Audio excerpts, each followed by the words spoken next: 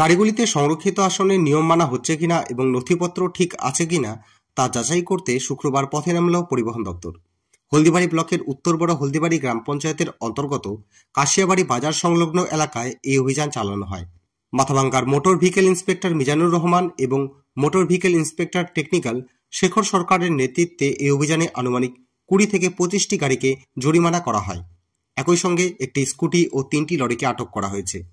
পরিবহন দপ্তর সূত্রে জানা গিয়েছে, মূলত প্রতিবন্ধী, মহিলা ও বয়স্কদের জন্য গাড়িতে সংরক্ষিত সিট নিশ্চিত করা এবং গাড়ির প্রয়োজনীয় কাগজপত্র আছে কিনা তা খতিয়ে দেখতেই এই অভিযান।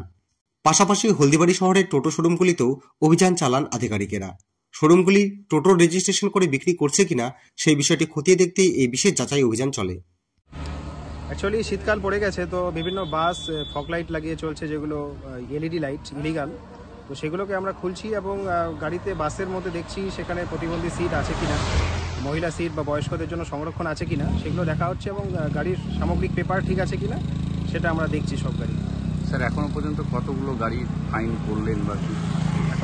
এখনো পর্যন্ত আমরা 8-10টা গাড়িকে ফাইন করেছি এবং কিছু বাইকও আমরা ধরেছি, যেগুলো এমন ছেলে চালাচ্ছে হয়তো তার বয়স 18 বছর হয়নি, এরকম পেয়েছি কয়েকটা গাড়িকে এবং সেগুলোকে ফাইন করেছি। আমরা গাড়িগুলোকে কাস্টাডি করব এবং এখনো পর্যন্ত আমাদের 8 থেকে 10টা গাড়ি চালান কাটা হয়েছে।